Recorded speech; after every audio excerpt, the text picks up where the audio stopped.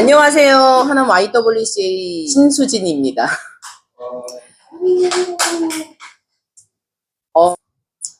절망의 우물 속에서 희망의 연대로 나아가는 나의 여정이라고 하는데 제가 뭐 그렇게 특별한 사람은 아니고요.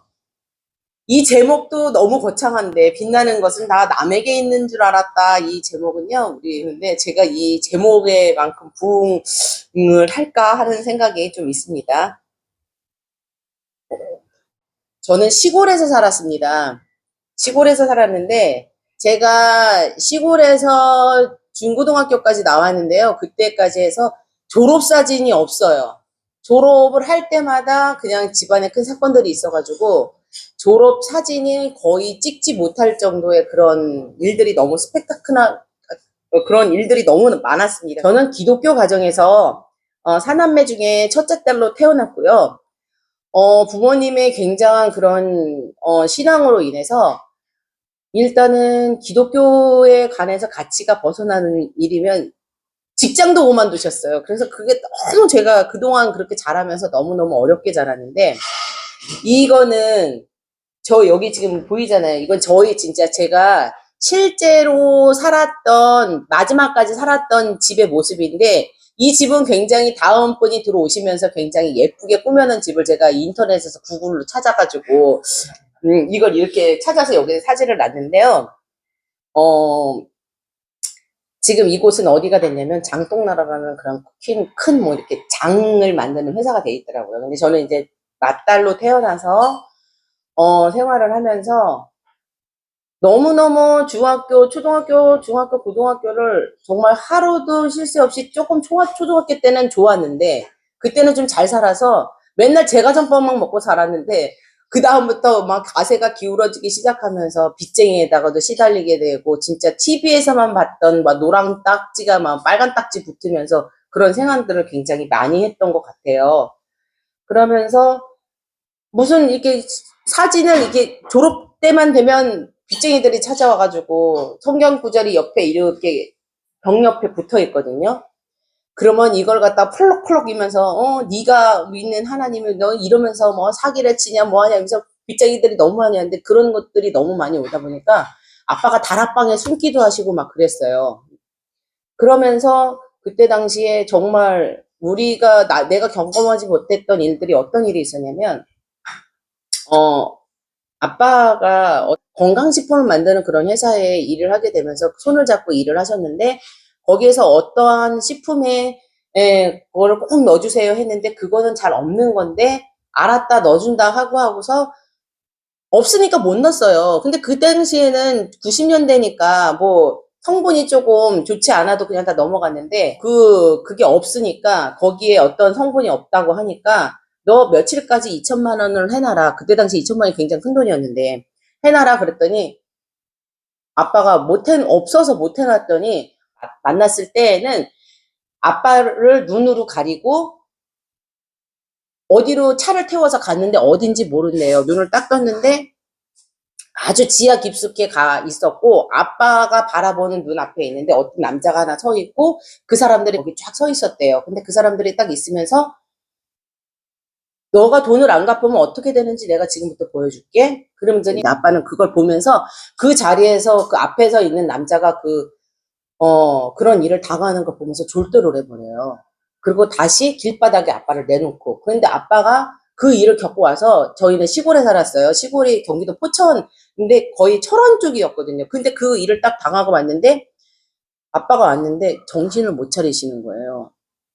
그리고 한쪽 구청이 옆에 가가지고 정신병자처럼 막 이렇게 덜덜덜 떨고 있는 거예요. 그래서 저희들은 그때 뭐 할 수 있는 게 없어서 그때 당시에 그냥 앉아서 기도만 했고 맨날 앉아서 울면서 아빠만 살려주시면 제가 뭐든지 다 하겠다고 이런 기도만 했었어요. 그랬는데 다행히 목사님이 찾아가셔서 합의를 보면서 얼마만 해줘라 이것만 드리겠다 그랬더니 그 사람들이 해가지고 반으로 해서 1,000만 원의 합의를 보고 아빠는 정신적인 그 고통에서 벗어날 수 있었는데 그때부터 저희는 완전히 나락의 길로 가기 시작했어요. 그래서 대학교 졸업도 진짜 졸업사진도 못 찍고 그러면서 이제 제가 직장을 다녔는데 직장을 다니면서 동생들한테 엄마가 동생도 고등학교만 졸업하면 학교를 다녀야 된다고 다 서울로 올려보내면서 나보고 다 책임을 지라는 거예요. 그러면 엄마는 그래도 생활비라도 주고, 해야 되잖아요. 생활비도 하나도 안 줘요. 그리고 무조건 동생들을 다 올려보내는 거예요. 그래서 동생이, 남동생하고 여동생이 일단 서울에 올라와서 같이 살았는데, 여동생은 일단 대학교를 못 가고 직장을 먼저 들어가요. 고등학교 졸업하고. 그러면서 1년 동안 다니면서 얘가 피아노과 전공을 했는데, 그때 당시엔 그 피아노에 손도 못 대고 직장을 다니면서 돈을 벌어요. 그래서 둘이서 돈을 벌고 있는데, 동생이 저보고 뭐라냐면, 언니, 나는 너무 학교가 가고 싶어서 이 피아노는 꼭 해야 되겠다. 그러면서 동생이 피아노를 어떻게 전공을 하고 갔냐면, 전공을 할 수가 없어서 피아노 그 음악 테이프를 듣고 시험 피아노를 쳐서 대학교를 들어가요. 전문대를. 그랬는데 뭐라냐면 선생님이 너 사사가 누구냐, 이제 너무 이상하니까 너 사사가 누구냐 물어봤더니, 전 사사가 없습니다. 저는 테이프 듣고 시험 봐서 들어왔습니다. 이렇게 한 거예요. 그래서 그러면서 선생님, 교수님이 있다가, 그러면 내가 너를 다시 사사를 시켜줄 테니까 전문대 말고 4년제 대학을 들어가라고 이렇게 말씀을 하셔서 4년제를 시험을 봐서 피아노과를 졸업을 할 수 있었는데, 그 과정에서 남동생하고 여동생이 둘이가 왔는데, 제가 용돈도 줘야 되고 차비도 줘야 되고, 근데 밥값까지는 제가 못 주겠는 거예요. 그래서 어떻게 할까 하다가 도시락을 싸기 시작했어요. 회사 갔다 오자마자 시장을 막 봐서 도시락 반찬을 해놓고 밥을 해놓고, 아침이면 애들이 가기 전에 도시락을 2개를 싸놔요. 미안해, 밥값은 내가 못 줘. 그러니까 도시락을 가져가서 학교에서 도시락을 먹으면서 생활을 해라. 그러면서 도시락을 진짜 매일같이 2개씩 쌌어요. 방학 때만 나면 너무 좋은 거예요. 일단 도시락을 안 싸니까. 그러면서 그 도시락을 싸면서 동생들하고 할 게 없으니까, 여동생도 학교 다니죠. 저는 저 혼자만 버는 거예요. 집에다가는 뭐 적금 들었다고, 그래서 적금 든다 그래서 돈 얼마만 보내고 나머지는 그거 가지고 생활을 하는데, 너무너무 어렵게 살아서 옷도 잘 못 사입고, 진짜 한 달에 8만 원을 가지고 사는데, 그걸 바들바들 떨면서 8만 원을 가지고 살았어요. 제가 동생들하고 같이 차비 주면서. 그렇게 살다가 동생이 학교를 피아노과를 다니는데, 피아노과에 그 수업료가 얼마나 많이 비싼지 맨날 앉아서 울었어요. 이제 학교 그 학비를 댈라 그러면 울고 있으면 왜 우니? 동생이 이렇다 그랬더니 누가 어떤 분이 돈 빌려주셔서 내고 그랬는데, 그때 때마침 학자금 대출의 문이 열려요. 그래서 매일같이 동생들의 그거를 제가 보증을 서주면서 그 동생이 이제 3천만 원이라는 빚을 지고 졸업을 해요. 그러면서 자기는 희망이 없다고, 동생이 해마다 그래, 언니 나는 희망이 없어. 내가 3천만 원을 어떻게 갚아 그러면은 제가 항상 한 말이, 우리는 할 수 없지만 우리 안에 있는 하나님이 지켜주시기 때문에 할 수 있으니까 긍정적인 생각만 가지고 가자. 할 수 있어. 그리고 너가 그 3천만 원 갚기까지는 분명히 레슨이 그 갚을 동안에 그 금액만큼은 들어올 거니까 걱정하지 말고 해보자. 그러면서 동생을 다독다독이면서 했어요. 공부를 시켰는데 정말 놀랍게 4년제 대학을 졸업하고 났는데, 그때부터 레슨이 들어오기 시작하는데, 아시아 선수촌, 올림픽 아파트, 저기 강남에 있는 어디 이렇게 해가지고 그룹해서 들어와가지고 시간이 없을 정도로 해가지고 한 달에 그 500만 원을 갚았거든요. 한 달에 그 학자금 대출을 갚으면서. 그런데 이 500만 원이란 돈이 500을 갚는 게 아니라 이자도 있고 얘가 생활도 해야 되고 이것도 갚고 막 이러면서 하면서 한 4년인가 5년을 그렇게 살았던 것 같아요. 동생도. 그러면서 동생은 그렇게 해서 자립을 하게 됐고, 그러면서 그동안 막 학교를 다니면서 차비도 못 줘가지고, 언니 나한테 돈 2만 원만 줘. 그러면 내가 신경질을 팍 냈어요. 나도 돈이 없는데 돈 달라 그러니까. 내가 돈 만드는 기계냐? 그러면서 막 그렇게 신경질을 냈더니, 어느 날 한번 동생이 갔다 오면서, 언니 내가 언니 옷을 한번 입고 가고 싶어서 입고 갔어. 그러면서 괜찮아 그거는. 그랬더니, 그런데 오늘 차비가 없어서 50원이 없어서 금정역에서 학교까지 걸어갔다는 거예요. 그 소리를 듣는데 내가 너무 눈물이 많이 났어요. 그리고 남동생도 마찬가지로 매일같이 내가 도시락을 싸주게 된 계기가, 오뎅, 만두, 떡볶이만 계속 먹고 있으니까 내가 이러다가 너 안 될 것 같다. 너무 삐쩍 말랐었거든요. 그래서 내가 도시락을 싸주면서 그러면서 제 안에 과연 우리가 잘 살 수 있을까? 이걸 어떻게 잘 살아? 그러면서 막 부모에 대한 원망이 굉장히 많았어요. 저는 나를 태어나게 해서 나를 이렇게 고생을 시키냐. 그리고 엄마는 맨날 돈은 내가 혼자, 나 혼자만 보니까 와가지고 서울에 오면은 뭐라냐면 나는 뭐가 필요한데 옆에서 그러면 저는 또 마음이 막 약해서 또 엄마한테 막 용돈도 드리고 뭐 사드리고 막 이렇게 해서 가면 조금 있다 또 올라오셔서 또 오르는 거야. 그 매길 밑빠진 속에 물붓기였고 그때 당시 제가 적금을 든다고 시골에다가 노점에다 적금을 들었는데 아빠가 돈이 갑자기 필요하다고 저한테 대출을 좀 받아달래요. 그래서 대출을 받아준다고 가가지고 대출을 받고 와서 내가 1년 지나고 나니까 신용불량자가 돼 있었고 그래서 저는 카드도 하나도 못 쓰면서 살았고 그러니까 저의 그런 시절이 20대 중반까지의 삶이 20대 후반까지의 삶이 너무너무 어려웠어요. 그래서 그렇게 어렵게 달면서 살았는데 결혼을 하려고 한 것도 아니고, 결혼을 한 것도 아닌데, 어느 날 이제 교회에서 이렇게 생활을 하고, 이제 교회에 가서 왔다 갔다 하고 있는데, 전도사님 한 분이 옆에 왔다 갔다 하는데 나랑 너무 비슷하게 생긴 거예요. 그런데 어느 날 담임 목사님이 12월 달인데, 나를 불러요. 신선생 하면서 불러요. 그래서 갔더니, 이 사람 어때? 하면서, 지금 남편을 소개를 시켜준 거예요. 근데, 진짜 어디를 봐도 전도사라고 느껴질 만한 게 없는 거예요, 진짜. 농담도 잘하고. 그러는 거예요. 그게 마음에 안 들었어요. 좀 전도사님이라면 좀 묵직하고 좀 이런 게 있어야 되는데 그런 게 없으니까. 그런데 어느 날 제가 새벽에 꿈을 꿨는데 그 남편하고 엄마네 집으로 인사를 하러 가는 거예요. 꿈속에. 근데 그때 동생들이 뒤에 타 있고 한 차를 타고 그래서 내가 어디 가냐 그랬더니 우리 집에 인사를 간다는 거 내가 그러고 나서 깼거든요. 그래서 내가 그날 아침에 일어나자마자 첫 번째로 우리 엄마한테 엄마 큰일 났어. 내가 이런 꿈을 꿨는데 이 꿈이 완전 지금도 생생해. 너무 생생해. 막 그랬더니 야, 너 그 전도사랑 결혼하는 거 아니니? 내가 나 안 한다고. 그러면서 제가 그러면서 했는데 결론은 지금 그분이 그 전도사님이 현재 남편이 됐어요. 그러면서 남편이 됐고 와서 살면서 결혼 생활이 순탄치는 않았어요. 근데 제가 너무 아가씨 때 너무 어려서부터 고생을 너무 많이 하고 자라서 사실 전도사님이랑 뭐 결혼을 해서 살아도 뭐 지금보다 너무 어려움을 당했으니까 괜찮겠지 하고서 진짜 결혼을 했는데 사실 어렵지는 않았어요. 그때보다는 결혼하고 나서의 삶이 너무 편했어요, 진짜로. 아무것도 없고 나는 완전 지하에서 살 거라고 생각을 하고 갔는데 제가 항상 결혼하기 전에 기도를 했어요. 하나님, 저는 아파트에서 살고 싶고요. 그 다음에 모든 혼수는 다 해가고 싶고요.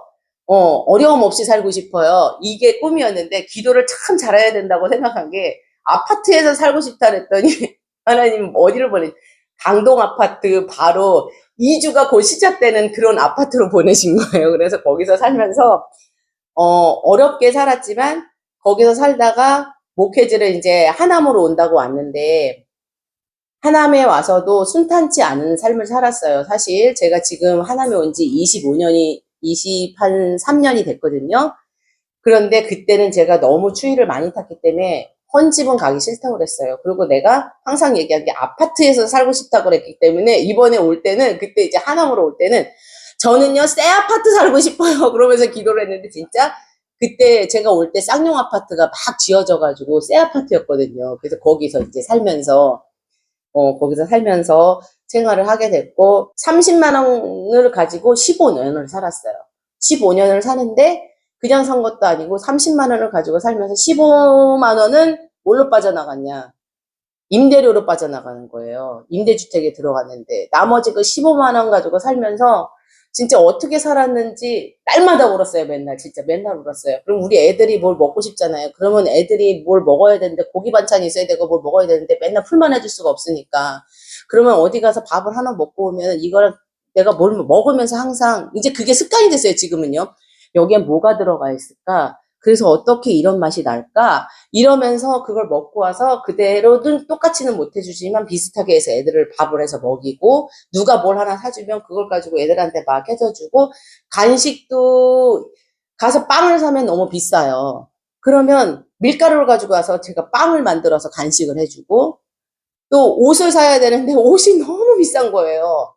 근데 남자애가 삐쩍 말랐는데 키는 크고, 그러니까 못 만드니까 이거 안 되겠다 싶어서, 그래서 애 바지를 만들어 입히고 옷을 만들어 입히면서 그렇게 해서 15년을 살았어요. 근데 15년을 살고 났는데 너무너무 힘든 거예요, 제가. 그래서 나 이제 못 살고 싶다고, 나 안 살고 싶다고. 나는 이 세상에 사는 게 너무 희망이 없다고. 그러면서 그러고 있던 찰나에 정말 제가 기적 같은 거기에서 다시 살아계신 주님을 만났어요. 그러면서 나의 그 절망적이었던 그 삶이 다시 그 안에서 싹이 트면서 다시 너무 기쁨이 샘솟듯 하면서 나의 안에서 기쁨이 이제 다시 되살아나게 되고, 삶의 의욕도 생기고, 그러면서 그런 모든 물질적인 것도 지금도 넉넉하진 않지만 너무 어렵게 살았다가 지금의 삶은 너무너무 행복한 삶이고, 지금 내가 항상 웃으면서 다닐 수 있는 그것도 예전에 너무너무 어렵게 살았기 때문에 이거는 고생이 아닌 거예요. 그래서 지금의 삶은 정말 가족들과 우리 아이들과 살면서 너무너무 재미있고 항상 행복한 삶을 지금 살고 있습니다. 그런데 그러고 나서 한 재작년부터 계속 지금 제가 일하고 있는 자리에 그 총장님께서 계속 저한테 얘기를 하셨는데, 저는 그렇게 일할 수 있는 역량이 안 되는 사람이라, 나 못해요 하고 안 하고 있었는데, 이분이 너무 간곡하게 부탁도 하시고, 또, 그래서, 네, 알겠어요. 그럼 기독교 단체니까 제가 들어갈게요. 그러고 와서 이제 들어왔는데, 이 자리는, 쉬운 자리는 아닌 것 같아요. 그래서, 지금도 너무 힘들고, 내가 오자마자도 하소연을 했지만, 이 하소연은 제 안에 있는 스트레스를 풀기 위해서 한마디씩 하는 거지만, 그러면서 제가 여기를 들어오면서 아무것도 몰랐는데, 진짜 우물 안의 개구리에서 지금 막 이제 첫 발을 내딛는, 세상을 향해서 첫 발을 내딛는 그런 삶을 살고 있습니다. 저는 진짜 아무것도, 그렇게 평범한 삶이지만 여기에서 시민들과 어떻게 이 공동체 안에서 어떻게 삶을 살아야 되는지도 모르고 있었는데, 작년 1년을 통해서 좀 끈끈한 정도 있고, 그 다음에 너무 좋은 분들을 많이 만나고, 그래서 작년 1년이 어렵지만 그래도 행복하게 이렇게 지낼 수 있었고요. 사실 지금도 내가 생활을 하고 이렇게 지금 이렇게 얘기는 하고 있지만, 아직도 저는 부족한 게 너무너무 많아요. 배울 것들이 너무 많고, 저한테 그 배움에 대한 그런 것들이 홍수처럼 밀려오는 가운데 제가 이거를 잘 헤쳐나갈 수 있을까? 그런 생각은 들지만, 그래도 옆에서들 다들 도와주시고 여기 계신 분들이 저를 많이 응원해 주시고 도와주셔서 제가 지금 한 발짝 한 발짝씩 나갈 수 있는 것 같아요. 그래서 저는 현재 빛나고 있는 게 아니라 이제 빛을 좀 내볼까 하는 그런 거고요. 저는 그렇습니다. 그래서 어렵지만, 그래서 누가 어렵다 이렇게 얘기하면요, 어려움은 그때는 힘들지만 그거가 발판이 돼서 비 온 뒤에 땅이 굳어진다고. 그러니까 이거를 잘 참고 나면 그 뒤에는